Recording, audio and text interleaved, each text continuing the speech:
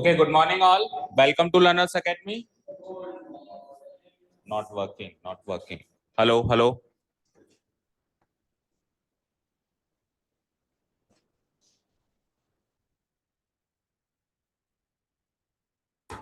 Good morning all. Okay. चलिए. So chapter number 5, arithmetic progression. After a long short break, we are again back on track. ठीक है, 4 chapter हमने कर लिए हैं, यानी एक सेशन हमने इसको हम अगर मैथ्स को 3-4 सेशंस में डिवाइड करें तो वी कैन से 25% इस कोर्स हो चुका है, एक सेशन कंप्लीट हो चुका है. इस सेशन में we will cover chapter number 5, chapter number 6 and only these two chapters और उसका फिर वो कंबाइंड टेस्ट.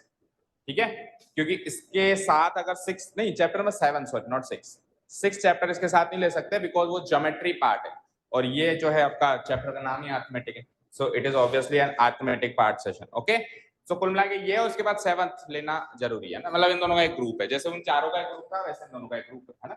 उसके बाद फिर trigonometry, next section will be all about trigonometry और उसके बाद फिर ज्योमेट्री सेशन शुरू होगा जिसमें 2 चैप्टर्स हैं, एक तो है हमारा ट्रायंगल्स एंड उसके बाद है quadrilateral circles. Chapter 10, 6th and 10th we will take together. दोनों ज्योमेट्री सेशंस हैं, triangles and circles we will take together. Clear? 5th and 7th we will take together and 8th and 9th are obviously trigonometry section, उनको साथ में लेंगे और फिर हमारा mensuration part जो है नेक्स्ट शुरू हो जाएगा उसके बाद 12th 13. ठीक है, क्लियर? सो इस तरीके से पढ़ाई करेंगे ताकि वो हमको एक ग्रुप की तरह दिखाई दे और उसमें अंडरस्टैंडिंग अच्छी होती. ठीक है ना, एक ज्योमेट्री ले लिया फिर एक अरिथमेटिक ले लिया तो फिर वो उस फेज से बाहर निकालना मुश्किल हो जाता है, पहले जाना फिर आना. ठीक है, ओके. सो ये ड्राइंग बंद कर दो और अरिथमेटिक प्रोग्रेशन चैप्टर का नाम लिख लिया सबने?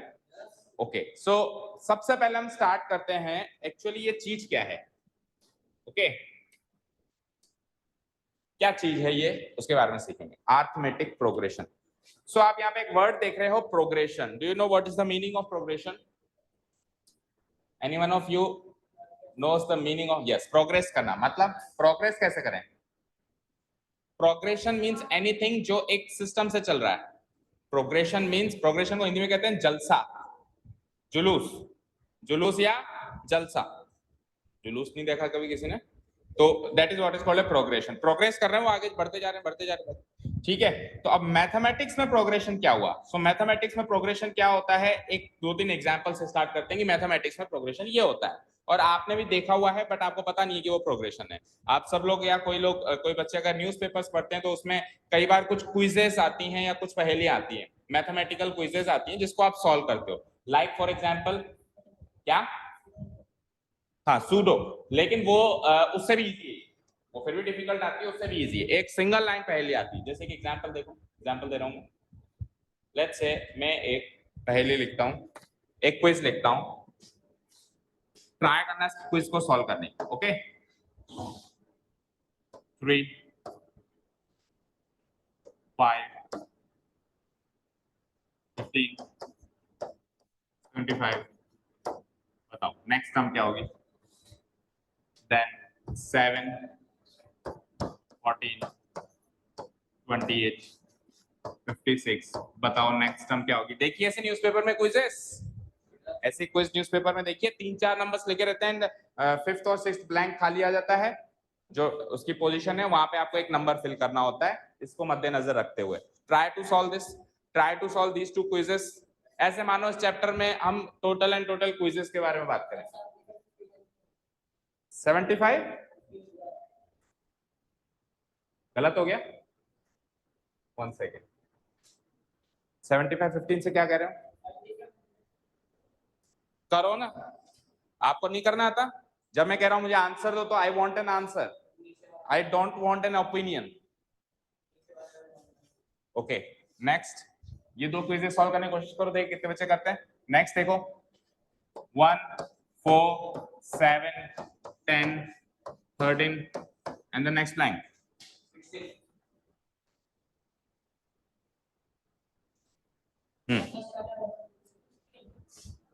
1 3 9 27 एंड द ब्लैंक.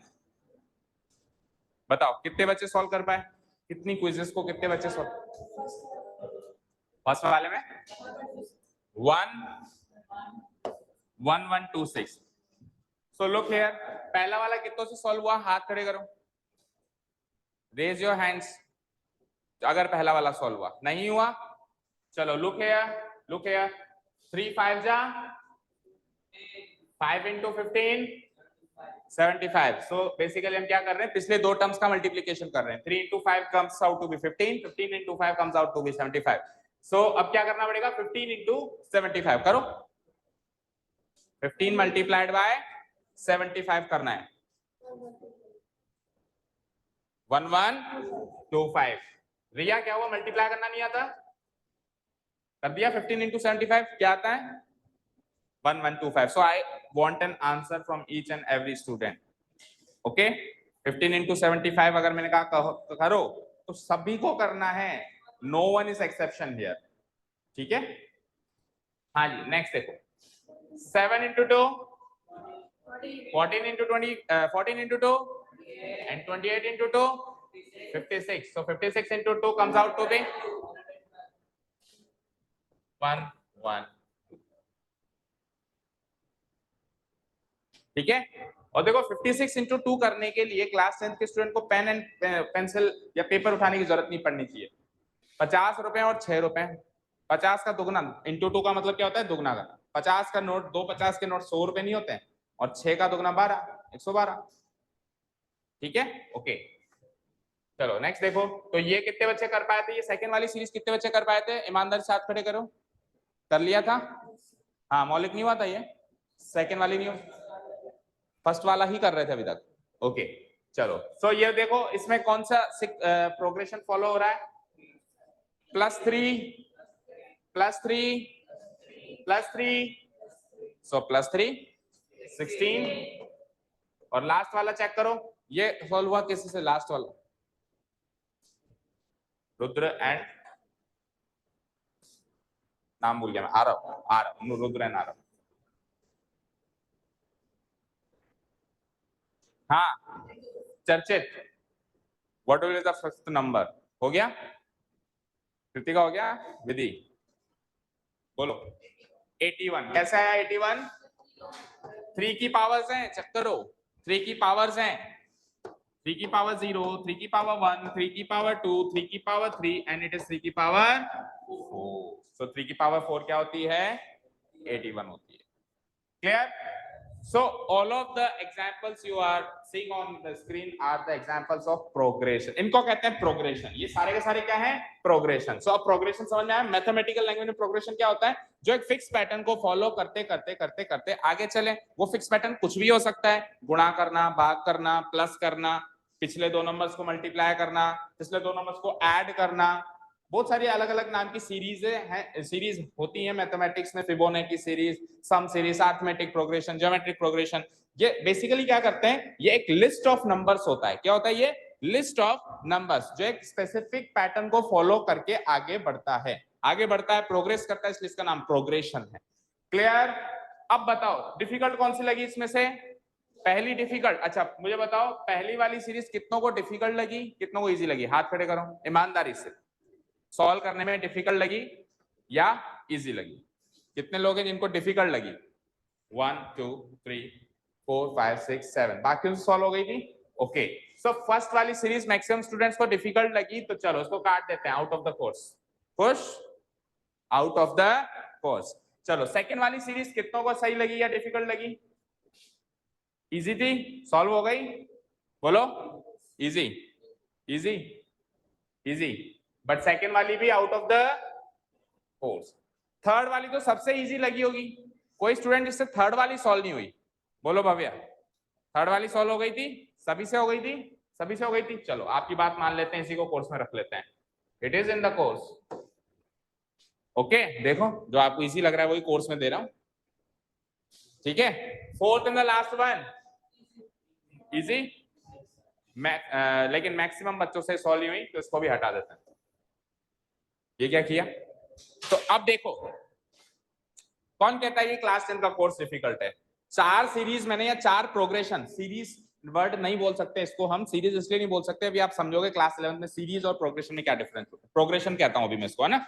4 प्रोग्रेशन मैंने बोर्ड पे लिखे, जिसमें से जो डिफिकल्ट 3 थे वो तो हमारे कोर्स में ही, हालांकि इनको भी आपने ट्राई किया और कईयों ने इनको भी सॉल्व किया, और जो सबसे इजी प्रोग्रेशन है जिसमें कुछ कुछ ऐड होके आगे मिलता जा रहा है, कुछ कुछ ऐड होके आगे मिलता जा रहा है, वही तो कोर्स में है।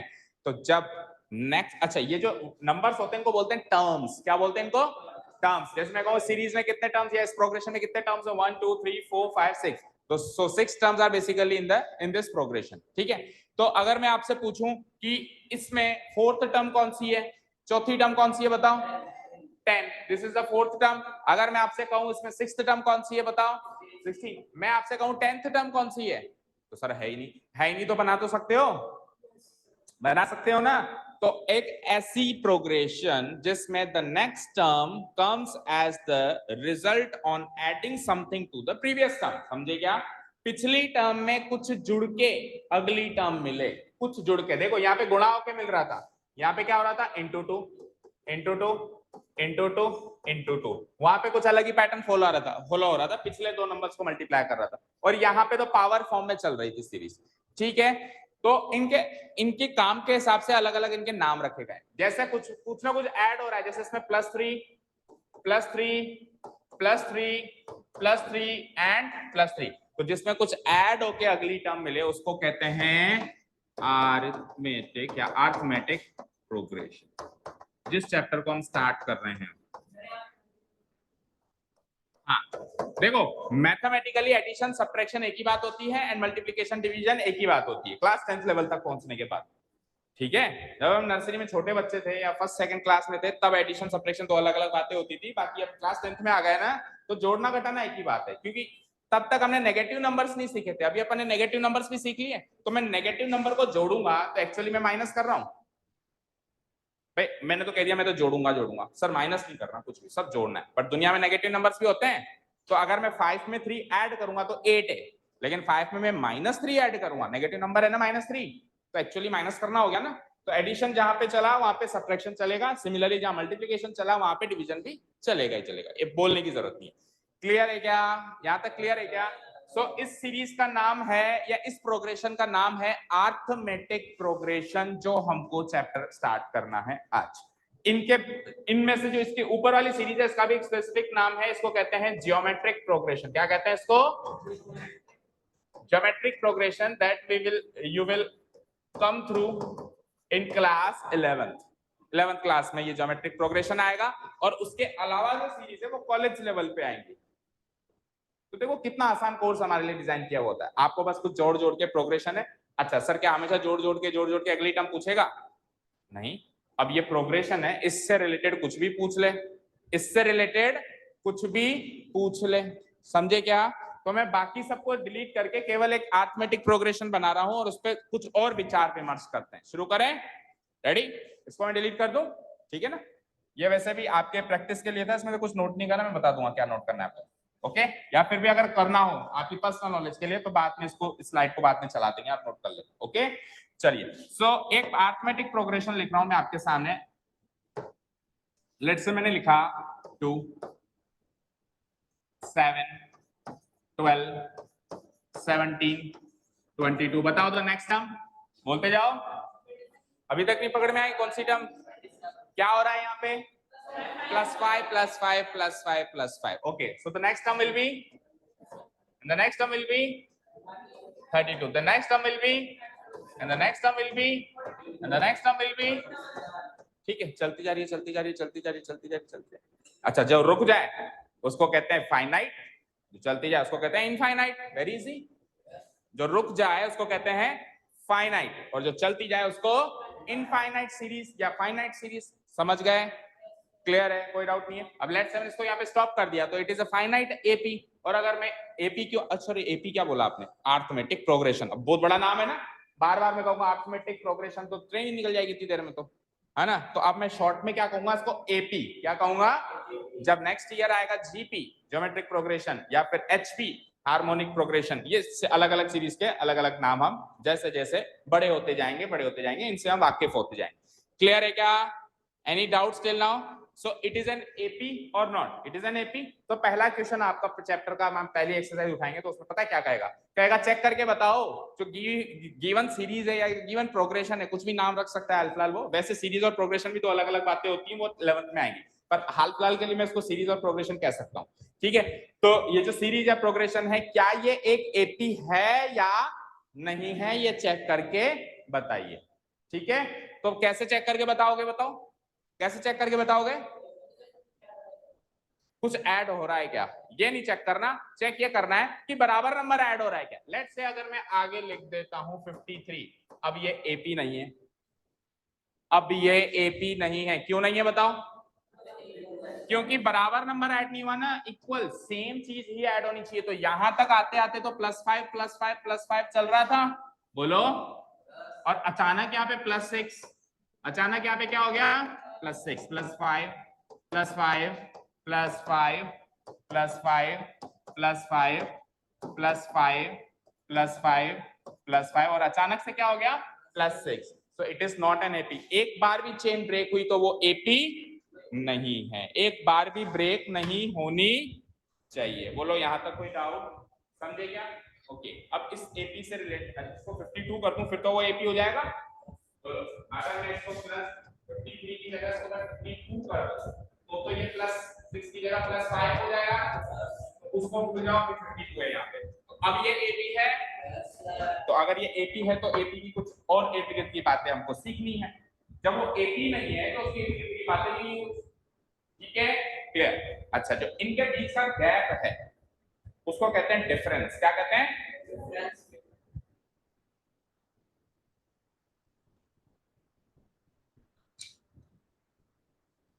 अगर मैं आपसे कहूं कि इस एपी में कितने का डिफरेंस है, तो 5 का डिफरेंस है टर्म्स के बीच में। अच्छा, ये डिफरेंस नेगेटिव भी हो सकता है। देखो ये बढ़ती हुई एपी, ये क्या है, बढ़ती हुई असेंडिंग ऑर्डर में, डिसेंडिंग भी आ सकती है ना, वहां से शुरू कर दो, इसको जब फ्लिप कर दो, 53 से स्टार्ट करते करते 2 पे ले जाओ और फिर और नेगेटिव ले जाओ, सो उल्टी भी हो सकती है। बोलो, so difference can be positive as well as negative.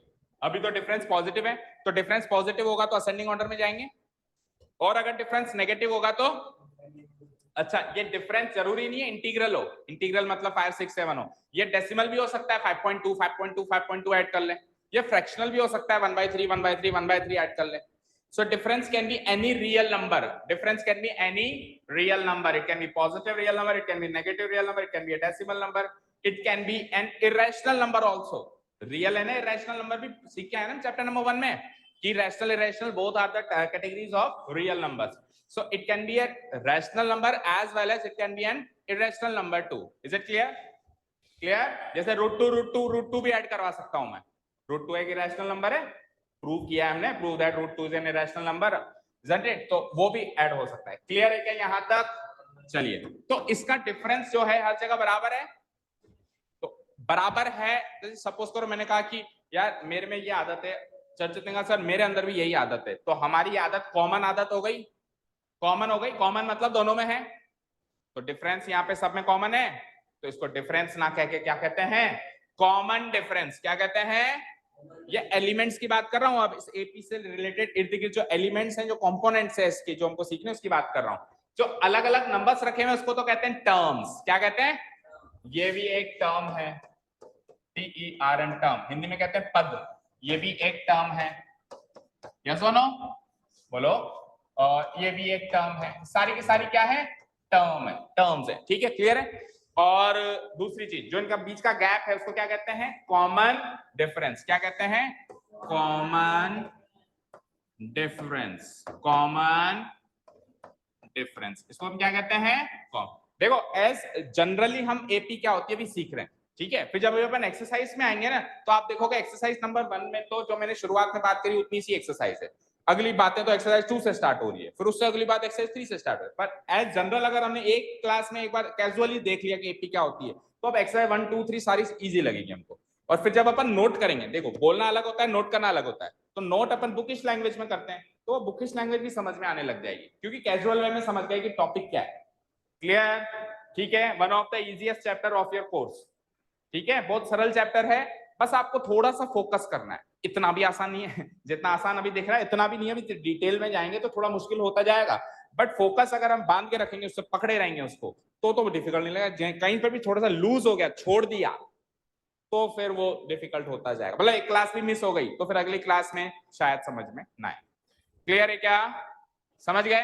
Okay, so common difference समझ गए? क्या है यहाँ पे कॉमन डिफरेंस? 5। कोई पूछे इस एपी का कॉमन डिफरेंस क्या है, क्या बोलोगे आप? 5। कोई बोले एपी कहाँ है, तो एपी ये पूरी है 2 से लेके 53 तक।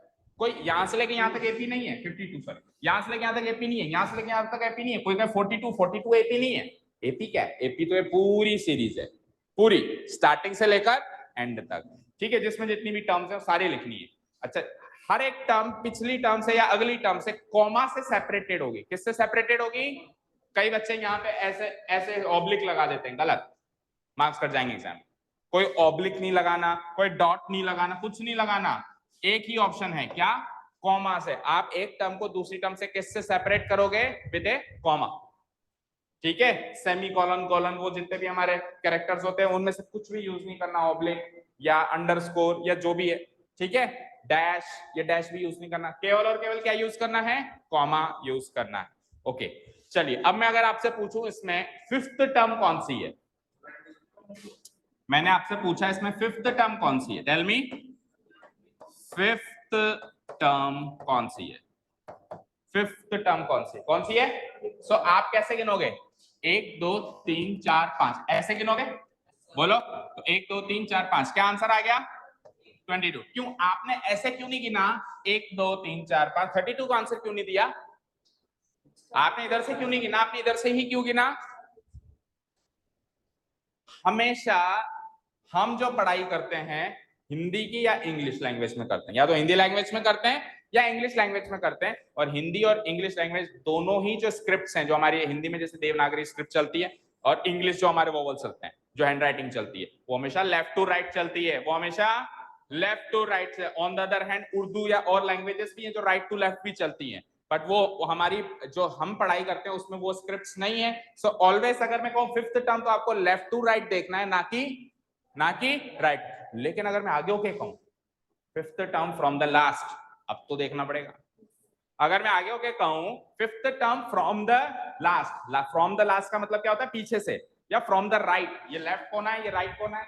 अब वो कैसे भी वर्ड्स को यूज कर सकता है, वैसे कह सकता है fifth term from the right, वो ऐसे कह सकता है fifth term from the end, वैसे कह सकता है fifth term from the last, या सेकंड लास्ट टर्म, या थर्ड लास्ट टर्म। तो ऐसे वर्ड्स वो यूज कर सकता है। अगर वो आगे होकर कह रहा है तब पीछे से चलना है, तो हमेशा कैसे चलना है? आगे से ही चलना है। क्लियर? ओके, चलिए अब बात करते हैं ये फिफ्थ टर्म जैसे कौन सी मार्क हो गई यहाँ पे? 22 आएगी ना, 1 2 3 4 5, this is the fifth term, this is the fifth term. Clear? बोलो। हाँ बिल्कुल, इनफाइनाइट भी हो सकती है, एपी इनफाइनाइट भी हो सकती है और फाइनाइट भी हो सकती है, इसका तो जिक्र कर लिया ना हमने स्टार्टिंग, ठीक है। क्वेश्चंस आएंगे अभी, देखते हैं। ओके चलो, यहां तक क्लियर है सभी को? कोई डाउट नहीं है? हाँ, अब मुझे बताओ इस टर्म को, जैसे इस टर्म को आपने फिफ्थ टर्म बोला, तो इस टर्म को क्या कहेंगे? क्या कहेंगे बोलो सब? I want an answer from each and every student, no one will shake hand like this, सब मुंह से कहेंगे। ओके, इस टर्म को क्या कहेंगे? सेवंथ टर्म कहेंगे। ओके, इस टर्म को क्या कहेंगे? Second last term. अगर मैं कहूं लास्ट से गिनो, आपके पास ऑप्शन नहीं है, आपके पास ऑप्शन नहीं है, आपके पास एक ही ऑप्शन है, you have to count from the starting not from the last. Examiner आपको उल्टा कहने के लिए कह सकता है, आप आगे होके उल्टा नहीं कर सकते। ओके, सो यहीं से गिनो। 10th टर्म 1 2 3 4 5 6 7 8 9, 10th टर्म बोलो। क्लियर? ओके, अब ये जितनी भी 3-4 टर्म्स मैंने नोट यहाँ पे नोट डाउन करी या मार्क करी या हाईलाइट करी, इनका एक कॉमन नाम निकालते हैं। क्या निकालते हैं? इनका एक कॉमन नाम। जैसे तो फिफ्थ टर्म हो गई, ये सेवंथ टर्म हो गई, ये 10th टर्म हो गई, 11th 12th 32nd 33rd, ऐसे टर्म्स चलती जाएंगी। अच्छा, एक चीज तो सबने नोटिस करी, जो यहाँ पे नंबर है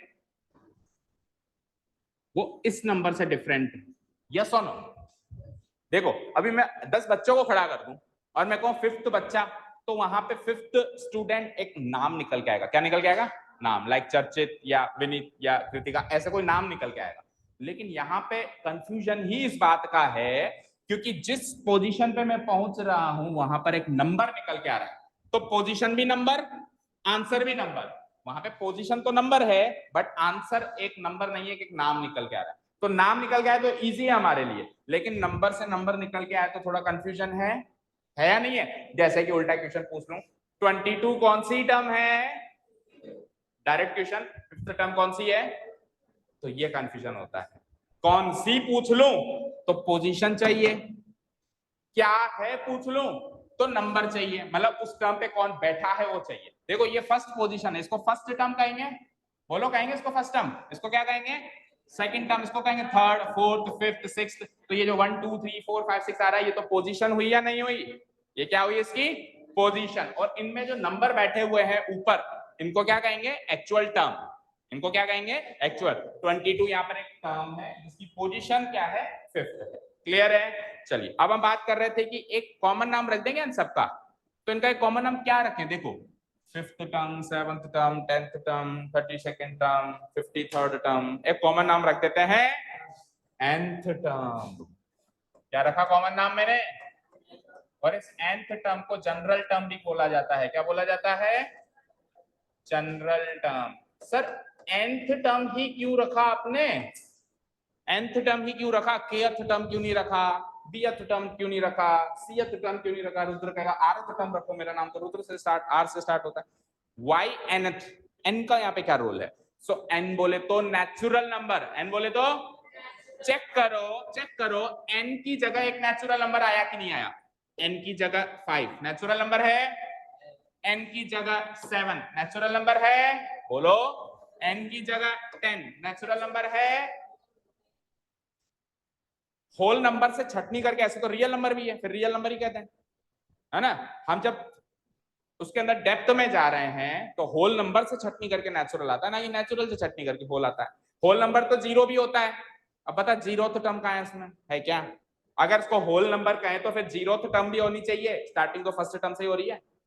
स्टार्टिंग किससे हो रही है? किसी भी एपी में पहली टर्म फर्स्ट टर्म होगी कि जीरोथ टर्म होगी? First term. या ऐसे कहूंगा माइनस सेकंड टर्म, ऐसी तो कोई टर्म नहीं बनेगी ना वहां पे। सो स्टार्टिंग 1 से हुई, और कौन से नंबर्स की स्टार्टिंग 1 से होती है? नेचुरल नंबर्स की। इसीलिए यहाँ पे इसको क्या कहते हैं, इसका नाम रख दिया गया जनरल टर्म, और लगा देता हूं बीच में, और nth टर्म। जनरल टर्म और nth term. Is this thing clear to you? Clear है? अब ये मान के चलो हम सेकंड एक्सरसाइज में भी कूद चुके हैं। कैजुअली तो हम फर्स्ट एक्सरसाइज कब की कर चुके हैं, और सेकंड एक्सरसाइज में भी कूद चुके हैं। अब थर्ड एक्सरसाइज में नहीं कूदेंगे, उसके बाद फिर लिखना स्टार्ट करेंगे और एक्सरसाइज भी करेंगे। बट जितना एक बार में आपको पता होना चाहिए उतना एक बार में हम एक बार सीखेंगे। हाँ, अच्छा, आपकी क्लास में कितने बच्चे अभी?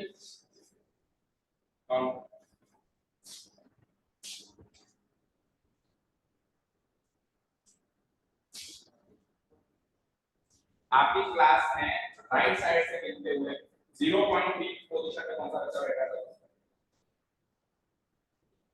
बैठा है कोई?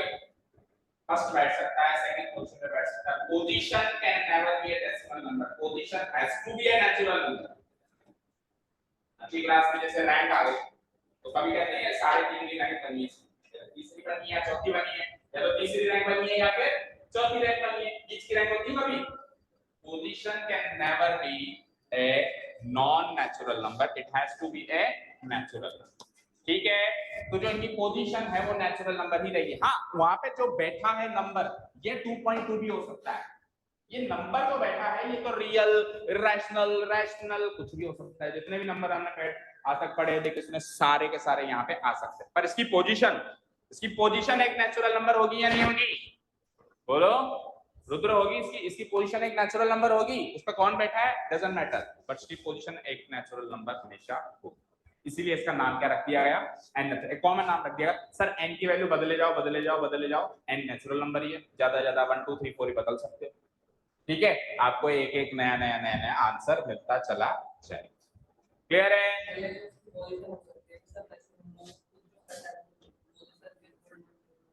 हाँ, तो मैं भी पोजीशन कह रहा हूँ ना, वो खुद तो कैन बी एनी नंबर। यहाँ पे कोई भी रियल नंबर बैठ सकता है इन पोजीशन के ऊपर, लेकिन उसकी जो पोजीशन है वो नेचुरल नंबर हो। ठीक है? सो nth टर्म नाम क्यों रखा?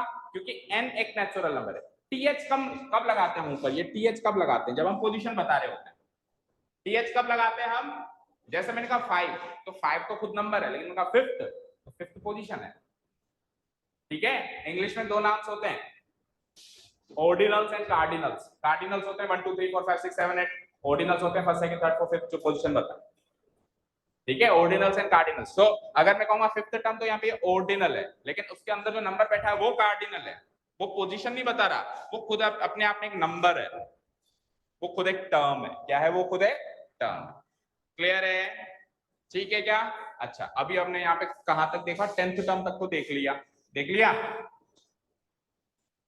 अब आपको हैरत होगी जब मैं आपसे पूछूंगा इस एपी की 24th टर्म बताइए, बताइए बताइए, कोशिश तो करिए। अरे कोशिश तो करिए, कोशिश करने वाली कभी हार नहीं होती, पता है ना। हाँ, 5 5 जोड़ दे। तो ज्यादा मुश्किल पार्ट तोड़ने के लिए नहीं कहा, छोटा सा काम दिया है ना। 24th टर्म के लिए निकालने के लिए बताओ, मैंने क्या बहुत बड़ा काम दे दिया क्या? छोटा सा ही दिया है, 117। Okay, let's see. बाकी बच्चे भी देखो, सीधे बैठो दोनों। और आपका क्या रहा answer?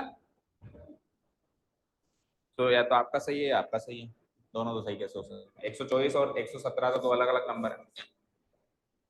Either the answer can be 117 or the answer can be 1, क्या बताया आपने? 124। 117 और 124, how can the answer be 124? तो फिर यूनिट डिजिट सबकी 2 या 7 है, तो 4 यूनिट डिजिट कैसे हो सकती है आपकी? जितनी भी टर्म्स हैं उसकी यूनिट डिजिट चेक करो। 5 5 जोड़ोगे तो 7 12 27 32, 2 या 7, 2 या 7 ही आएगा। तो 24 तो कैन नॉट बी आंसर। देखो क्या 117 आ रही है पक्का? पीछे से ईशानी करके देखा, कैसे करके देखा? 5 5 ऐड किए, कब तक?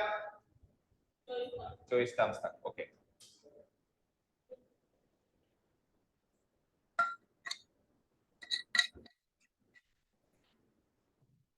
हाँ 5 5 ऐड कर लिए। बोलो भव्या, 5 5 ऐड नहीं हो रहे, फटाफट फटाफट।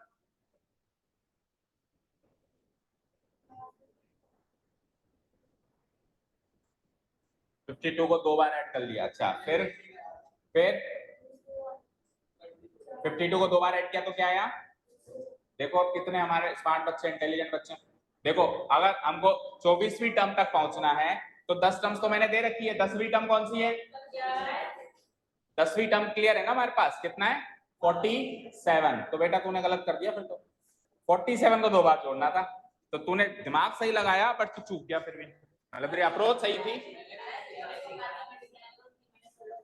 अप्रोच करेक्ट थी, एग्जीक्यूशन फेल हो गया। देखो इसने क्या कहा कि 10 टर्म्स हैं, 20 टर्म्स होंगे तो इसके दुगनी कर दो, इसको 2 बार कर दो, इसका इंटू 2 कर दो यहीं पे, और फिर 20 तक तो आ गए, और 4 टर्म्स और जोड़ दो, 21वीं 22वीं 23वीं 24वीं, 5 5 5 5 उनमें और जोड़ दो। सो ऐसे हम डायरेक्ट भी पहुंच सकते हैं।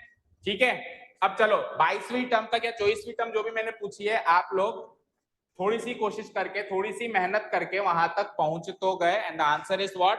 117। ठीक है, कृतिका +5 करके पहुंचे। ओके कृतिका, अब आप मुझे बताएंगे इसकी 240th टर्म। मत बताओ मुझे, तो ऐसे बताओ क्या वाकई में ये अप्रोच होनी चाहिए क्या? +5 जैसे ही मैंने कहा 240th टर्म बताओ, तो वो आपको पता चल चुका होगा कि ये अप्रोच तो मेरी गलत है। हालांकि आपने पहले उसको आंसर को सही दे दिया पिछले क्वेश्चन में, but the approach was wrong, है ना। हम नहीं उसको बच्चों की तरह +5 कर सकते, नहीं कर सकते है ना।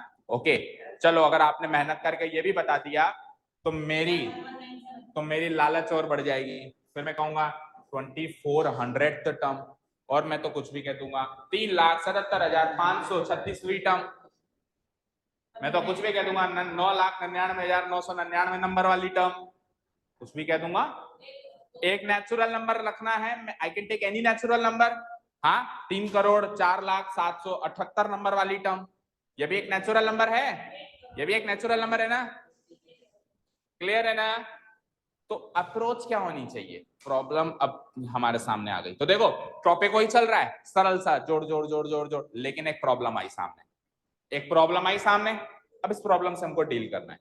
तो देखो ध्यान से, जैसे मैं फिफ्थ टर्म पे पहुंचा, फिफ्थ टर्म क्या है 22, फिफ्थ टर्म क्या है 22, और कॉमन डिफरेंस कितना है 5 5 का। तो 22 में से अगर मैं पहली टर्म हटा दूं तो कितना बचा 20, और 20 कैसे मिलता है 5 इंटू 4, 5 इंटू 4 से 20 मिलता है। ओके एक बार और ट्राई करते, एक बार ट्राई। अभी 10th टर्म पे हूं, या हाँ चलो 7th टर्म पे हूं, तो 7th टर्म क्या है 32, 32 माइनस 2, हाउ मच रिमेनिंग 30, और 30 कैसे मिलता है 5 इंटू 6, 5 6 जा 30। सो कुछ ना कुछ तो पकड़ में आ रहा है, कुछ ना कुछ तो पकड़ में आ रहा है, देखते हैं आगे चलो। 10th टर्म, 10th टर्म क्या है, 10th टर्म क्या है 47, पहली टर्म तो हटाओ भाई, स्टार्टिंग कहां से की वो तो हटाना पड़ेगा ना। देखो मेरी बात सुनो, अगर मैं 0 से स्टार्ट करता, अगर मैं 0 से स्टार्ट करता तो ये 5 की टेबल बनती, 5 10 15 बनती नहीं बनती, लेकिन मैंने स्टार्ट कहां से किया 2, तो फिर वो 2 सब में जुड़ा हुआ है, वो 2 इसमें भी जुड़ा हुआ है, इसमें भी जुड़ा हुआ है, इसमें, तो जो पहले जुड़ा हुआ है उसको पहले हटा दो, जो स्टार्टिंग टर्म है फर्स्ट टर्म है उसको पहले हटा दो, पहले हटाने के बाद कुछ भी नहीं है, 5 की टेबल है ना। अगर मैं सब में से -2 कर दूं तो क्या बनेगा 0 5 10 15 20 25, 5 की टेबल है क्या नहीं है, isn't this a table of 5 or a multiple of 5, yes no, okay। तो अब आ जाओ, अब मैंने क्या पूछा आपसे 24th टर्म पूछी थी, क्या पूछी थी, तो देखो जब 10th टर्म पूछी थी, हाँ इसको डिस्कस करना भूल गए, 47 में से क्या घटाया मैंने 2 हटा दिया, क्या बचा 45, 45 कैसे मिला, तो जिस टर्म को मैं पूछ रहा हूं मल्टीप्लीकेशन उससे एक नंबर कम से हो रहा है ना। जैसे मैंने आपसे पूछी फिफ्थ टर्म, तो 5 इंटू 4, फिफ्थ टर्म से पिछला क्या है 4 है ना, तो 5 इंटू 4 किया। इधर आओ, जैसे मैंने पूछी 7th टर्म तो 5 इंटू 6, जैसे मैंने 10th टर्म पूछी तो 5 इंटू 9 हो रहा है, तो जैसे मैं 24th टर्म पूछूंगा तो 5 इंटू 23 होगा, 24 एक कम से मल्टीप्लाई होगा, और फिर वो 2 तो जुड़ेगा, जो जुड़ेगा ही। तो आंसर क्या था कि 5 इंटू 23 तो पहले कर दो, और फिर जो आंसर आए उसमें पहली टर्म जोड़ दो, ऐसे ही था, 5 इंटू 23 तो पहले कर दो और उसमें आंसर आया उसमें क्या जोड़ दो 2 जोड़ दो, तो 23 5 जा 115, 115 प्लस 2 कितना आया 117। अब आप कोई सी भी टर्म बता सकते हो ना, बता सकते हो नहीं बता सकते हो, मैंने कहा 2400 टर्म बताओ, तो 2400 में से एक कम करो 2399, 2399 को 5 से गुणा करो, अब मल्टीप्लाई करना तो जानते हैं 10th क्लास के बच्चे, 2 मिनट में कर देंगे, कितना भी बड़ा मल्टीप्लीकेशन हो। 2399 को 5 से मल्टीप्लाई करो और पहली टर्म तो जुड़ेगी, प्लस 2 कर दो लास्ट में, ठीक है क्या, क्लियर है क्या। अगर आप ये फॉर्मूला सीख गए किसी भी टर्म पे पहुंचने का, हाँ बोलो 500 524 कहां दिख रहा है, 24 से क्यों कर रहे हो,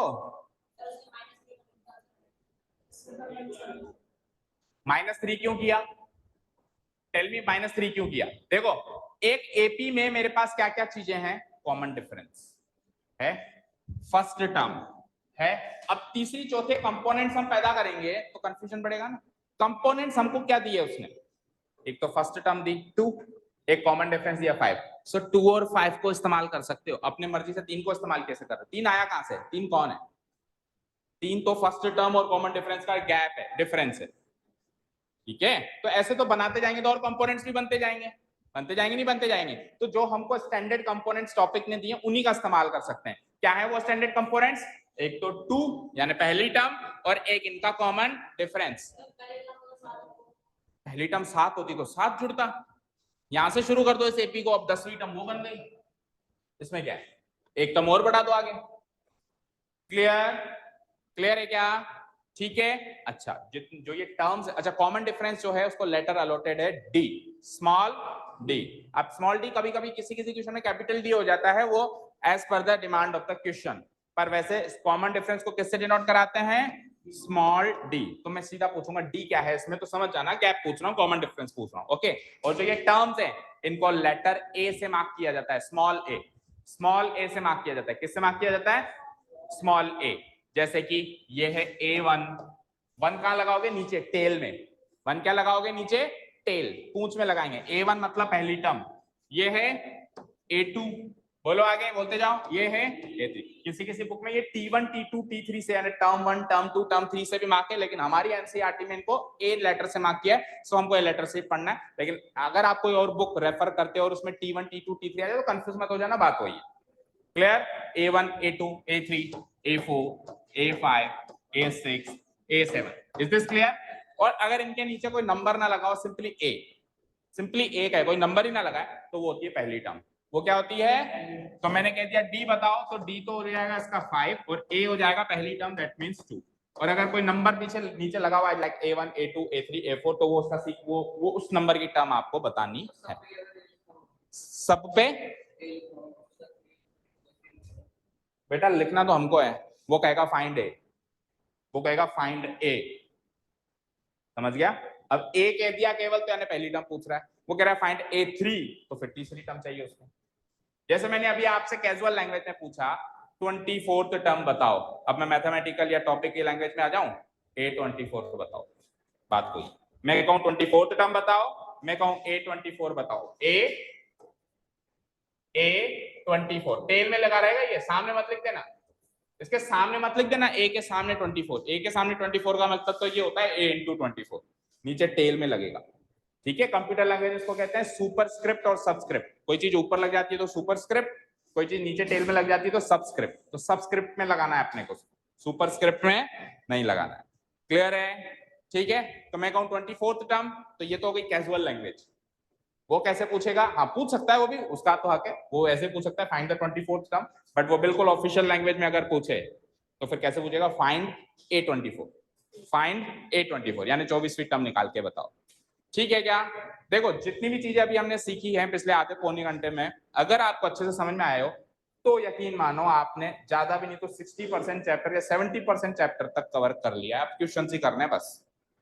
ठीक है, अब जो एक टॉपिक रह जाता है उसको हम अभी नहीं डिस्कस करेंगे, पहले जितना किया है उसके क्वेश्चंस हमारे एनसीईआरटी में कैसे कैसे हैं वो करने। अब जो टॉपिक रहेगा बस वो सुन लो। टॉपिक क्या रह गया अब? इन टर्म्स का सम। जैसे मैं कह दूं 5 टर्म्स का सम क्या है, तो आपको पहली 5 टर्म्स जोड़नी है। मैं कहता हूं 10 टर्म्स का सम क्या है, तो आपको पहली 10 टर्म्स जोड़नी है। तो सिमिलरली जैसे मैं 24वीं टर्म पूछ सकता हूं, तो मैं 24 टर्म्स का सम भी पूछ सकता हूं। समझ गए? मैं 2400 नंबर वाली टर्म पूछ सकता हूं, 2400th टर्म पूछ सकता हूं, तो ऑब्वियस बात है मैं पहली 2400 टर्म्स का सम भी पूछ सकता हूं। ये है अगला मैटर और आखिरी matter, then the chapter will be over. वो तीसरी एक्सरसाइज है। तो पहले उस सम वाले टॉपिक को तो भूल जाओ, सम कैसे निकालेंगे क्या होगा, पहले कौन सी टर्म तक पहुंचना है, जैसे 2400 वाली टर्म तक पहुंचना है तो कैसे निकालेंगे क्या होगा वो देखना है। अच्छा, ये जो फॉर्मूला देखा आपने, इसको थोड़ा ऑफिशियल कर दें, तो ऑफिशियल कर दूं मैं इसको। देखो 5 क्या था? डी। 5 क्या था? डी।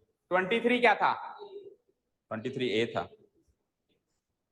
एक नंबर चाहिए मुझे A23, मतलब टर्म में, टर्म तो मुझे निकालनी है। देखो मैं अगर आपको कह रहा हूं A24 निकालो, क्या है वो? 1 सेकंड। देखो अगर मैं कह रहा हूं आपको A24 निकालो, दैट मींस 24th टर्म निकालो, तो आप क्या कर रहे हो? बोलो 5 इंटू प्लस 2, यही कर रहे हो क्या बच्चे? यही कर रहे हो? अब देखो 5 क्या है? ऑफिशियल फॉर्मूला बना रहे हैं हम, साइंटिस्ट हैं हम, फॉर्मूला बनाने वाले हैं। देखो 5 तो डी है, कॉमन डिफरेंस, और 2 मेरी ए है पहली term. Yes or no? Simply ए बोले तो पहली टर्म, जहां से इस चीज की शुरुआत हुई। ठीक है, अब 23 को कैसे लिखते हैं? तो देखो ये 24 यहाँ पे n था, ये यहाँ पे n था, तो वहां पे n-1 होगा, n में से एक कम, वहां पे वो n था। जब अपन टर्म निकालते हैं तो यहाँ पे ये n होता है, ये nth टर्म। मैं ऐसे भी कह सकता हूँ nth टर्म बताओ, n को 24 से रिप्लेस कर दिया, 24वीं टर्म बताओ। ठीक है, सो फॉर्मूला बन चुका है बेटा। देखो n-1 को d से मल्टीप्लाई कर रहे हैं और a को जोड़ रहे हैं, तो थोड़ा सीधा करके सीक्वेंस में लिखें। तो पहले a लिख देता हूं, a plus n-1 multiplied by d।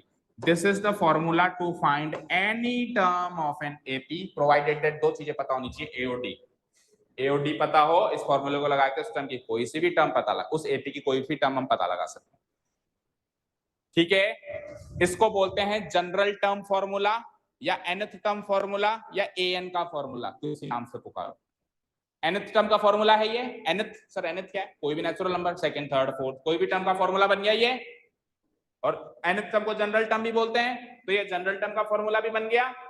बोलो, ये जनरल टर्म का फॉर्मूला भी बन गया क्या, बन गया। और अगर मैं कह दूं कि an का फॉर्मूला, तो an का फॉर्मूला भी ये बन गया, ठीक है। 23 में 4 क्यों जोड़ूंगा मैं, बोर्ड मास लगाना नहीं आता, पहले मल्टीप्लाई होगा ना, बोर्ड मास लगाना नहीं आता क्या, लगाना आता है। इसमें पहले n-1 को d से मल्टीप्लाई करेंगे, देन a को जोड़ेंगे। बोर्ड मास रूल को फॉलो करेगा ना भाई, कि नहीं करोगे, ठीक है।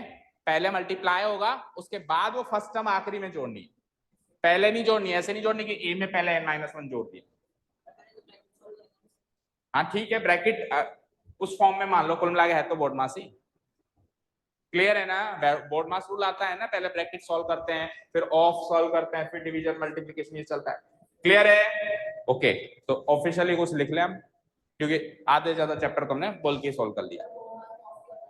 ओ बोले तो ऑफ, जैसे मैंने कहा 30% ऑफ, 30% ऑफ समथिंग, तो पहले वो ऑफ सॉल्व करना पड़ेगा, ठीक है। ओ बोले तो of, bracket of, division multiplication addition and subtraction. चलिए तो आ जाइए, चैप्टर का नाम आपने लिख दिया है अरिथमेटिक प्रोग्रेशन, इसकी डेफिनेशन लिखते हैं क्या चीज होती है ना।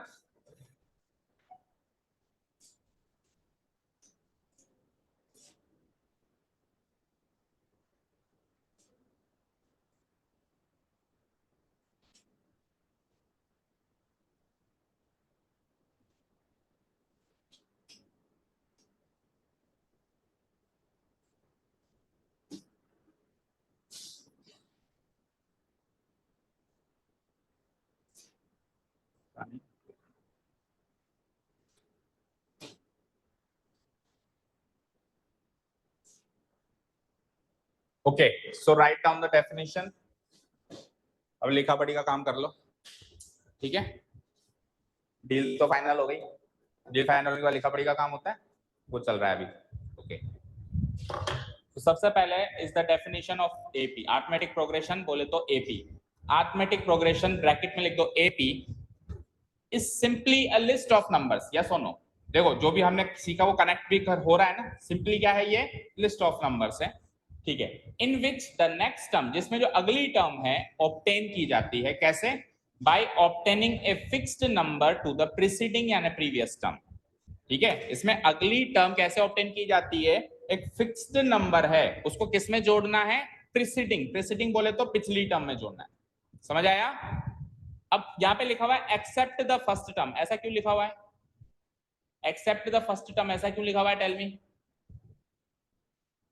भाई। ये रूल हर टर्म के लिए फॉलो होगा, लाइक सेवंथ टर्म चाहिए तो सिक्स्थ टर्म में जोड़ना पड़ेगा, लाइक एट्थ टर्म चाहिए तो सेवंथ टर्म प्रीसीडिंग यानी पिछली टर्म में जोड़ना पड़ेगा, लाइक 22वीं टर्म चाहिए तो 21वीं टर्म में जोड़ना पड़ेगा। लेकिन फर्स्ट टर्म इसका एक्सेप्शन बनेगा ना, क्योंकि फर्स्ट टर्म चाहिए तो किस में जोड़ोगे, यानी फर्स्ट टर्म इस रूल को फॉलो नहीं करता, फर्स्ट टर्म क्वेश्चन में आपको खुद मिलेगा, ठीक है। ये जो फिक्स्ड नंबर जोड़ने वाला रूल है फर्स्ट टर्म पे काम करता है क्या बताओ, नहीं, फर्स्ट टर्म को तो हमको देना पड़ेगा, उसके बाद ये रूल काम करेगा, कोई भी टर्म चाहिए पिछली टर्म में जोड़ो, कोई भी टर्म चाहिए पिछली टर्म, क्या जोड़ो, एक फिक्स नंबर, क्या जोड़ो, एक fix number, adding A fixed number to the preceding, जिसको हम प्रीवियसली बोल सकते हैं टर्म।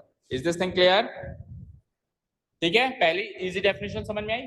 अच्छा, इस लिस्ट के अंदर हर एक जो नंबर है उसको क्या कहते हैं, टर्म, हिंदी में उसको, हिंदी जो वर्जन है उसको हम कहते हैं पद।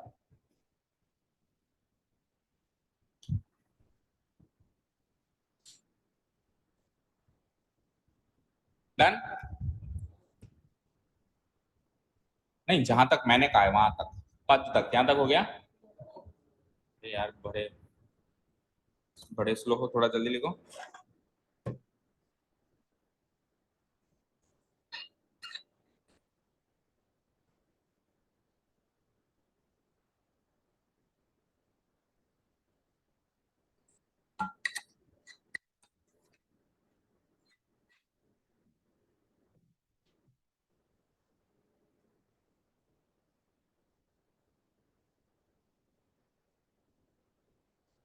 वो कितने बजे उठते हो बच्चों, 4:20 for your physical workout, the point is कि आप क्लास में आने से पहले कितने घंटे पढ़ाई करके आते हो? बिल्कुल भी नहीं करते, मुंह उठा के आ जाते हो बस।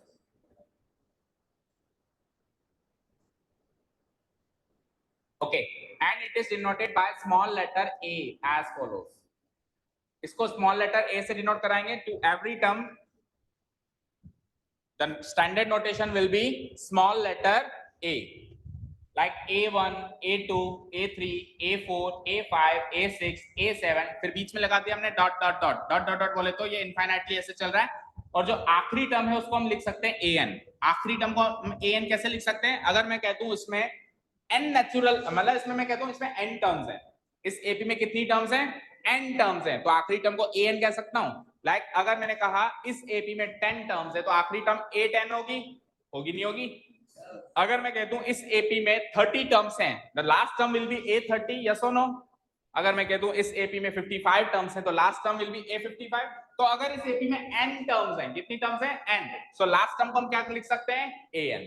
अभी एक क्वेश्चन, ये थोड़े से क्वेश्चन करने के बाद जब क्वेश्चन आएगा पता लगाओ इस एपी की लास्ट टर्म क्या है, तो हम लास्ट टर्म को an से डिनोट करा देंगे। किससे डिनोट करा देंगे? an। उसका कारण समझ गए ना कि लास्ट टर्म को an से क्यों डिनोट कराया? अगर n नेचुरल नंबर से तो लास्ट टर्म an ही होगी, यस और नो? मैंने कह दिया 56 टर्म्स हैं तो लास्ट टर्म a56 होगी ना सर, कॉमन सेंस की बात है। तो अगर n टर्म्स वाली एपी है तो लास्ट टर्म को हम an से डिनोट करा सकते हैं ना? क्लियर है? Okay, and so on. और बीच में डॉट डॉट डॉट है, मतलब इसके बीच में कितनी भी टर्म्स हो सकती हैं, आई डोंट नो। मान लो ये 10 है तो फिर 8 9 दो टर्म्स है बीच में। मान लो n की वैल्यू यहाँ 30 है तो बीच में बहुत सारी और भी टर्म्स हो सकती है, a8, a9, a10, a11, a12 and so on. Yes or no? Clear? चलें आगे बढ़े। ओके, यहाँ पे a1, a2, a3 जैसी जो चीजें दिख रही है इनको हम कहते हैं first term, second term, third term and so on. a1 denotes the first term, a2 denotes the second term, a3 denotes the third term.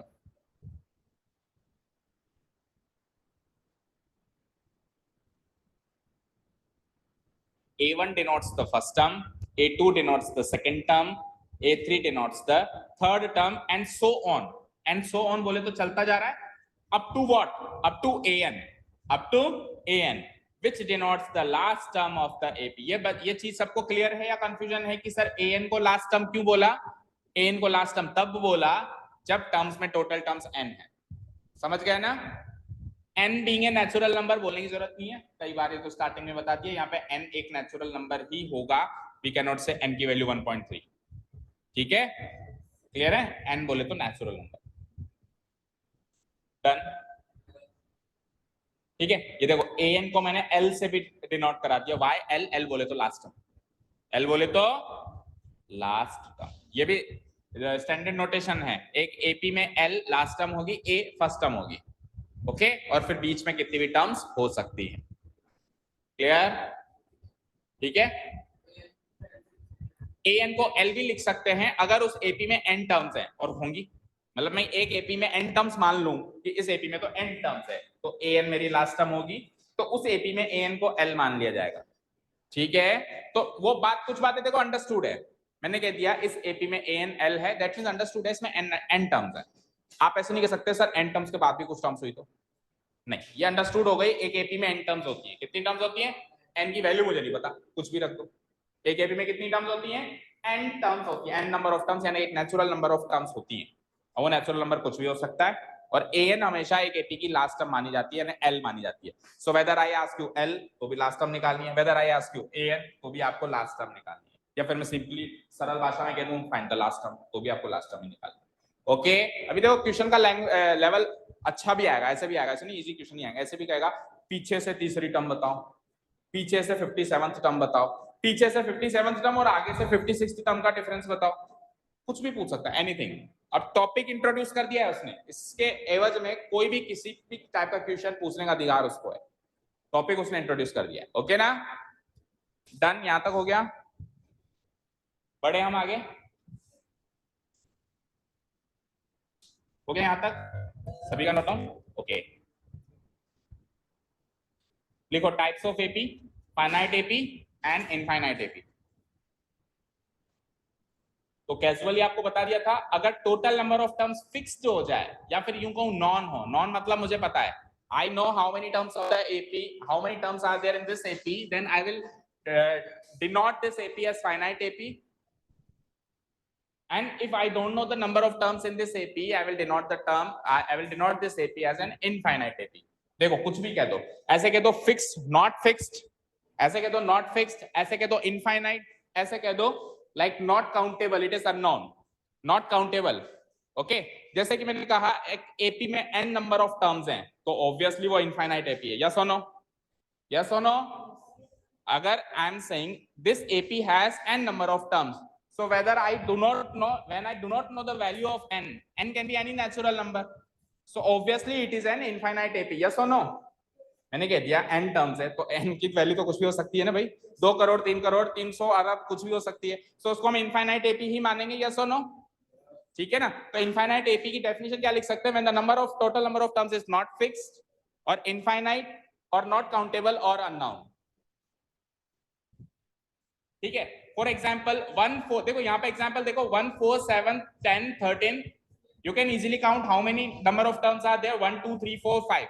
और I can say when the last term is known. देखो simple से easy से definition क्या मिल गई कि जब आखिरी term पता है, जब आखिरी टर्म पता है तब तो फाइनाइट है, जब आखिरी टर्म नहीं पता है तब वो, देखो यहाँ पे ध्यान से देखो, पहली दूसरी थर्ड फोर्थ फिफ्थ, आखिरी टर्म क्या है? 13 दिख रही है. देखो पहली दूसरी तीसरी, बीच की टर्म्स नहीं पता है, कोई बात नहीं, आखिरी तो पता है.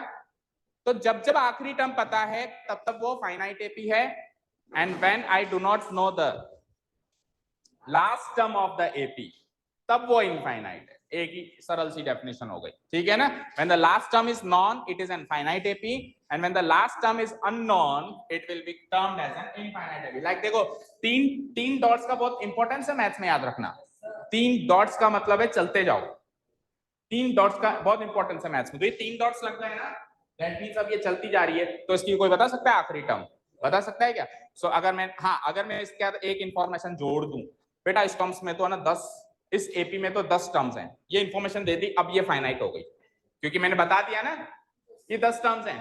तो इस डेफिनेशन को फॉलो नहीं कर रही. Not fixed, infinite, not countable, unknown. Unknown नहीं रही, वो नाउन हो गई, नॉन हो गई. मैं जान गया कि 10 टर्म्स है इसमें. तो किसी भी हिंट से अगर आपको पता चल जाए भाई उस एपी में कितनी टर्म्स हैं, then the AP will be called as finite AP, otherwise it will be called as an infinite. Common difference क्या होता है? अभी अभी आपने कैजुअल सीखा, स्मॉल लेटर डी से हम इसको डिनोट करा देते हैं. एग्जांपल देख लिए ना फाइनाइट इनफाइनाइट के आपने. ठीक है, और इसमें 3 डॉट लगा के छोड़ दो, बस 3 डॉट लगा के छोड़ दो, तो it will be called as an infinite AP. Okay चलो common difference, let's see the definition of common difference. D the fixed number which is added to each preceding number. जो हम बात कर रहे थे ना, एक फिक्स नंबर जोड़ना है, फिक्स नंबर जोड़ना है, फिक्स नंबर जोड़ना है, तो जो वो फिक्स नंबर जोड़ना है हर एक प्रीसीडिंग टर्म में to get the next term, it is actually the common difference. It is actually the common difference. The fixed number which is added to each preceding term in order to obtain the next term. समझ आया ना? बोलो. ये जो fixed term है जो मैं add कर रहा हूं, +5 +5 +5 +5, बोलो भाई किसी बच्चे को डाउट है? ये जो फिक्स्ड नंबर मैं ऐड कर रहा हूं, देखो ये नंबर्स का गेम है. ये एपी क्या है? टोटल नंबर्स का गेम है. इसमें कोई ज्यादा बहुत बड़ी रॉकेट साइंस नहीं है, बस नंबर्स का गेम है टोटल. तो जो जुड़ रहा है वो भी नंबर है, जो सीक्वेंस है वो भी नंबर है, जो मिल रहा है वो भी नंबर है. मिल रहा है, जैसे जो जुड़ रहा है वो क्या जुड़ रहा है? +5, it is also a number. +5 it is also a number. किसमें जुड़ रहा है वो भी एक नंबर है, जो मिल रहा है वो भी एक नंबर है. कोई केस की पोजीशन बताओ तो third fourth fifth, it is also a number. तो it is totally a number game. Yes or no? It is totally a number game. So there might be the chance कि यहाँ पे confusion create हो जाए. ठीक है, clear? Okay तो एक बार आप ये नोट करो, मैं आया 2 मिनट में. ये कॉमन डिफरेंस की डेफिनेशन नोट करो. ओके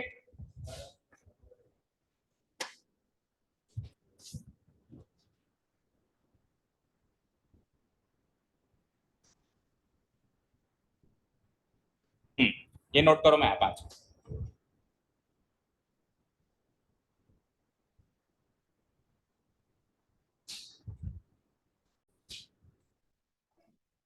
ओके तो कहां तक नोट डाउन हो गया बच्चों? कॉमन डिफरेंस की डेफिनेशन नोट डाउन हो गई. The fixed number which is added to each preceding term in order to obtain the next term is called the common difference. It is denoted by the letter D. It can be a positive number, yes or no. It can be a negative number, yes or no. Or it can be a zero also. Constant AP भी होती है, वैसे वैसे वही same term आते जा रहे हैं. जीरो ऐड कर रहा हूं तो जीरो ऐड करूंगा तो वही नंबर मिलेगा. जैसे मैंने कहा 2 2 2 2 2 2 2 2 तो ये भी एक एपी है. क्या ऐड कर रहे हो सर इसमें? 0 0 0 0 0 0 ऐड कर रहा हूं. अच्छा, प्रीसीडिंग असेंडिंग एपी भी हो सकती है. अगर आपने कॉमन डिफरेंस पॉजिटिव रखा तो असेंडिंग एपी होगी. अगर आपने कॉमन डिफरेंस नेगेटिव रखा तो डिसेंडिंग एपी होगी. और अगर आपने कॉमन डिफरेंस जीरो रखा तो कांस्टेंट एपी होगी. ठीक है, क्लियर है? ठीक है, ओके. जनरल फॉर्मूला जो है कॉमन डिफरेंस निकालने का, general formula to find the common difference, देखो क्या फॉर्मूला, ध्यान से देखो. an minus an minus 1 where n can be any natural number but greater than 1. समझ आया? थोड़ा टिपिकल लगा होगा ये फॉर्मूला. देखो इस फॉर्मूले पे थोड़ा सा डिस्कशन बनता है. देखो सपोज करो मेरे पास एक एपी है, दिस मुझे नहीं पता क्या टर्म्स है यहाँ पे. ठीक है, ये कुछ एपी है.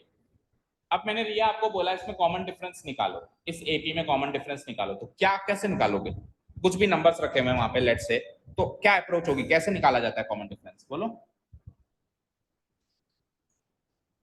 कॉमन डिफरेंस क्या होता है? कॉमन डिफरेंस क्या होता है? बोलो रिया. जो फिक्स्ड नंबर में जोड़ रहा हूं वही कॉमन डिफरेंस है.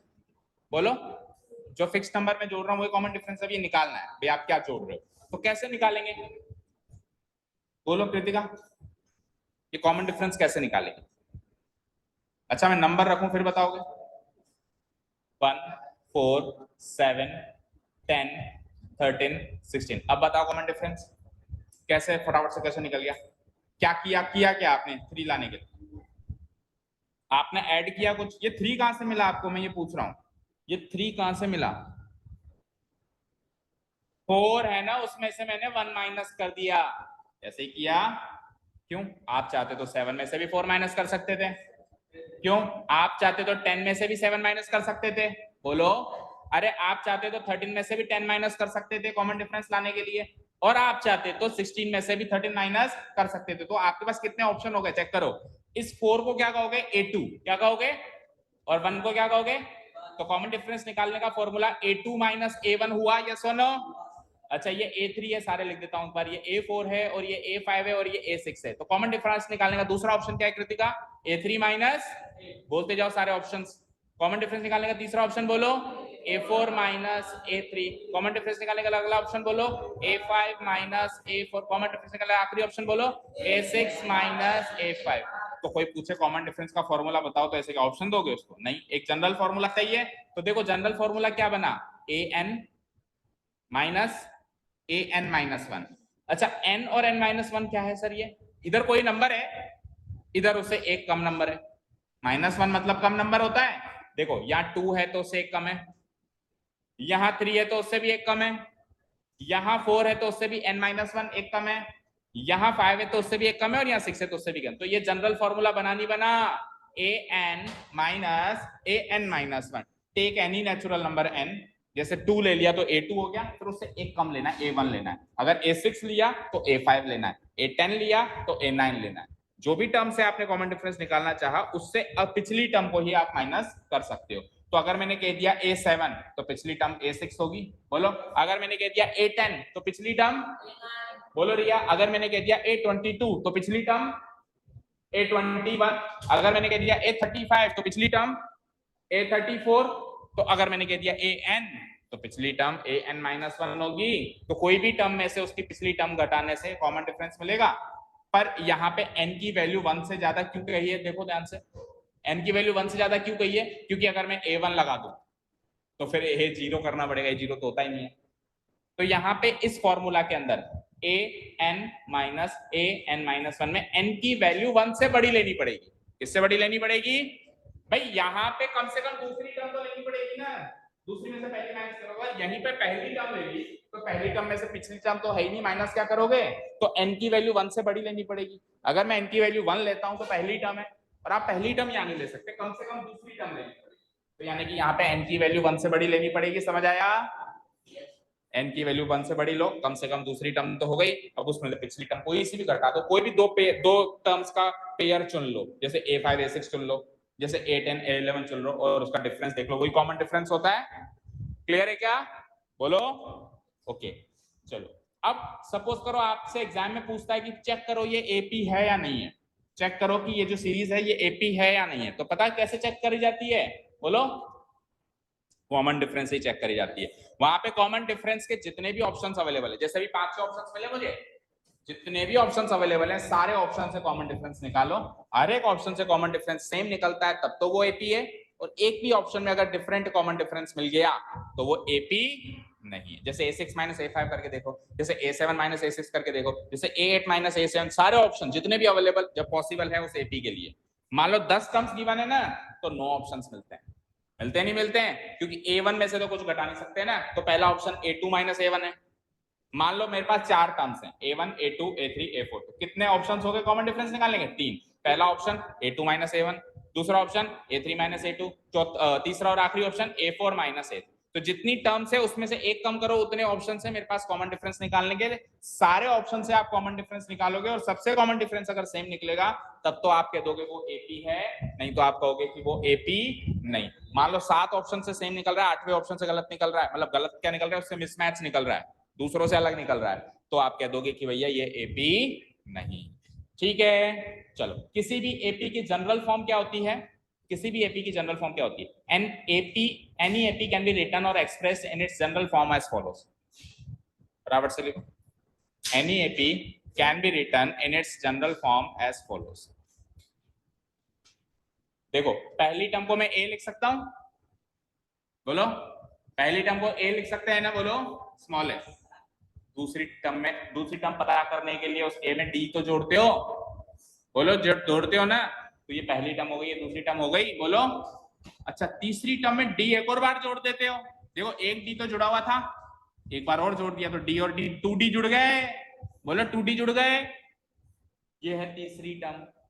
चौथी टर्म में 2D तो जुड़े हुए थे, एक डी और जोड़ दिया तो 3D जुड़ गए।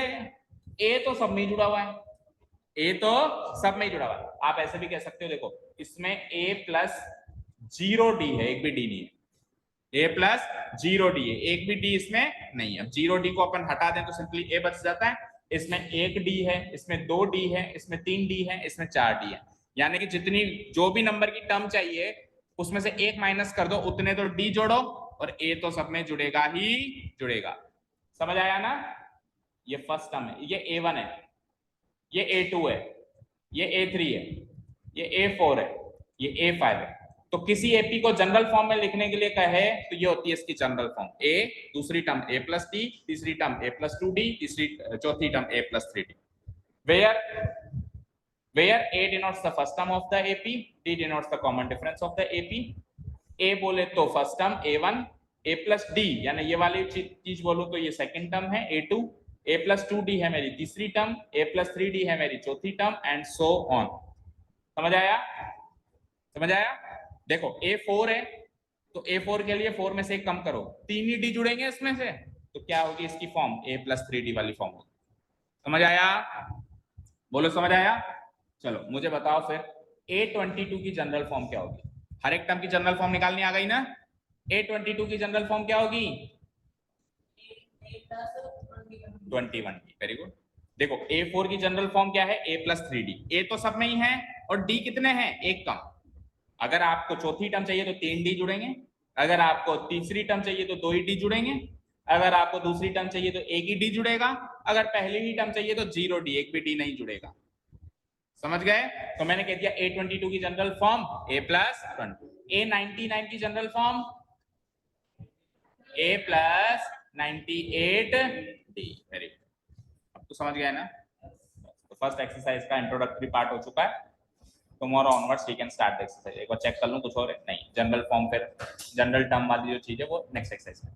इतना नोट करो and we are all set to go to the first exercise. First exercise हम कल स्टार्ट करेंगे, कल ही खत्म करेंगे, इतनी सी एक्सरसाइज है। ओके, सबको समझ आया?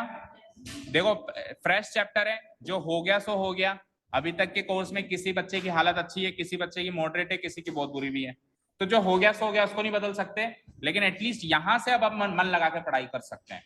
तो किसी बच्चे को कुछ भी समझ में नहीं आया हो और क्लास में नहीं पूछ पाया हो तो मैं यहीं बैठा हूं, आ जाओ, आज के टॉपिक में जो भी मैंने पढ़ाया है उसका कुछ भी अगर समझ में नहीं आया तो क्लास के बाद पूछ सकता है, ठीक है? Clear? Thank you so much for listening to us. Have a nice day, keep learning, and